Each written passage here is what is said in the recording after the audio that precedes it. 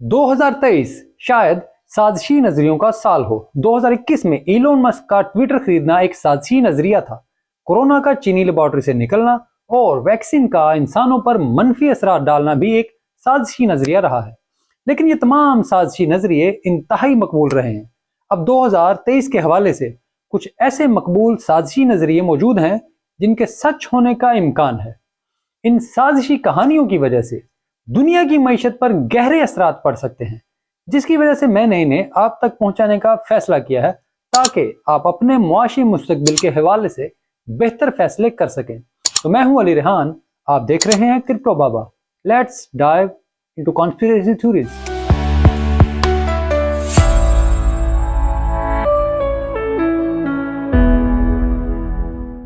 अमेरिकी दाएं बाजू का मानना है कि जनवरी 2021 में कैपिटल हिल पर हमला एक साजिश था और महकमा इंसाफ ने 6 जनवरी को नफसियाती ऑपरेशंस के जरिए तशद्दुद को हवा दी। ये सब सिर्फ ट्रंप को बदनाम करने के लिए हुआ। अमेरिकन सेनेट की कमेटी भी अब इस हवाले से तहकीकात कर रही है ताकि अगर FBI ने इस हवाले से किसी तासुब का मुजाहरा किया है तो इसको सामने लाया जा सके।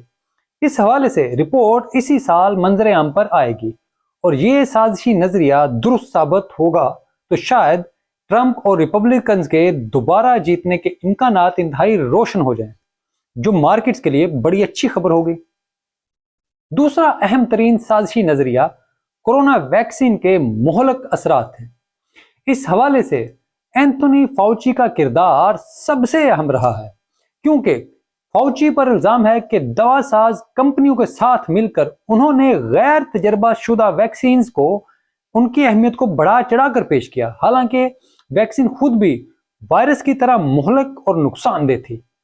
इस बारे में लाइफ इंश्योरेंस और मेडिकल इंश्योरेंस डेटा रवां साल इकट्ठा किया जाएगा, जो इस साजिशी नजरिए को गलत या दुरुस्त साबित करेगा। यह नजरिया दुरुस्त साबित हुआ तो मार्केट्स पर इसके मुस्बत असरात पड़ेंगे, लेकिन कोरोना वैक्सीन में नैनोबॉट्स का होना और इंसान को मैट्रिक्स की तरह कैदी बनाने का साजिशी नजरिया फिलहाल गलत या दुरुस्त साबित नहीं होगा। अब हम आगे बढ़ते हैं और बात करते हैं तीसरे अहम साजिशी नजरिए की। और तीसरा साजिशी नजरिया यह है कि अमेरिकन गवर्नमेंट पर चीन का कंट्रोल है। जी हां, बाइडेन फैमिली और CCP के दरमियान मालियाती ताल्लुकात मौजूद हैं। नैन्सी पेलोसी और मिच मैकोनल समेत दीगर आला रहनुमा भी चीनी सनत में सरमायाकारी करते हैं। और इस साल ये बात वाज़ेह होनी है कि ब्लैक रॉक जैसी कंपनियां किस हद तक अमेरिका में चीन के लिए लॉबिंग करती है, क्योंकि इन तमाम लोगों और कंपनियों के चीन से गहरे ताल्लुकात हैं। अगर अमेरिका चीन से मसालहत करता है तो ये मार्केट्स के लिए बहुत अच्छा होगा। और दूसरी जानब साजिशी नजरिया भी साबित हो जाएगा कि अमेरिका अब चीन का सैटेलाइट बन रहा है। चौथा अहम तरीन साजिशी नजरिया डेमोक्रेट्स का अगला सदारती उम्मीदवार है कि अगला सदारती उम्मीदवार कौन है। तो साजिशी नजरिए के मुताबिक मिशेल ओबामा अब नई सदारती उम्मीदवार होंगे। इस साल ये वाज़ेह हो जाएगा कि डेमोक्रेट्स जो बाइडेन के साथ क्या करने का इरादा रखते हैं और इनकी जगह यानी बाइडेन भाई की जगह किसको लिया जाएगा। और अगर ये मिशेल ओबामा ही होंगी तो साजिशी नजरिया दुरुस्त साबित हो जाएगा और इससे ये बात भी साबित होगी कि बराक ओबामा को अमरीकी इस्टेब्लिशमेंट ने एक लंबे अरसे के लिए चुना था ताकि वो अमरीकी अवाम को एक लंबे अरसे तक खास अंदाज में गाइड कर सके और इन्हें एक बार फिर से मुहाजिरीन की कौम बना सकें, क्योंकि साजिशी नजरिए के मुताबिक ही अमेरिका को मुहाजिरीन ने ही आलमी ताकत बनाया।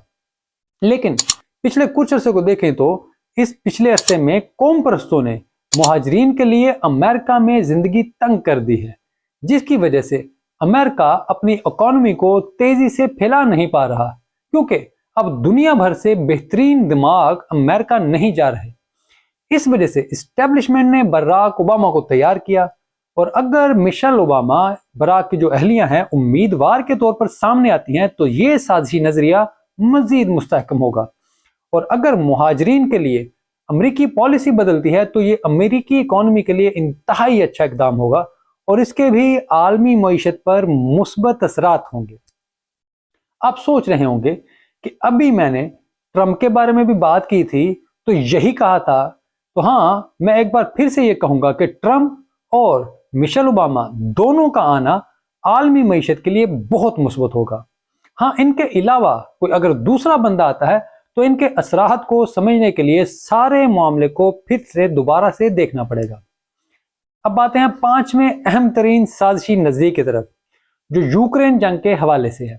اس کے مطابق امریکہ نے یوکرین کی مدد سے $100 بلین جمہوریت کے تحفظ کے لیے خرچ نہیں کیے، بلکہ اس کا مقصد امریکی کمپنیوں کے حیاتیاتی ہتھیاروں کا فیلڈ میں استعمال چیک کرنا تھا، بایولوجیکل ویپنز کا فیلڈ ٹیسٹ کرنا تھا۔ بیوریسیما اور ریتھیون جیسے ہتھیاروں کے مینوفیکچررز ذاتی طور پر اس ساری جنگ میں دلچسپی لے رہے ہیں، اور یہ لوگ نجی سرمایہ کاری بھی کر رہے ہیں تاکہ اپنے ہتھیاروں کا استعمال دیکھ سکیں۔ دنیا بھر سے آنے والی تحقیقاتی رپورٹس اس سال اس نظریے کو مزید مستحکم کریں گی۔ یہ مارکیٹس اور مغربی اتحاد کی معیشت کے لیے انتہائی مہلک سچ ثابت ہوگا، جو ان کی معاشی بالادستی اور اپنے سمیت دنیا بھر کی مارکیٹس کو لے بیٹھے گا۔ چھٹا اور اہم ترین سازشی نظریہ فوری طور پر غلط یا درست ثابت تو نہیں ہوگا، لیکن اس کے مطابق مغربی ممالک میں دایاں بازو مزید مستحکم ہوگا، بلکہ اب یہ مرکزی دھارے میں بھی شامل ہوں گے۔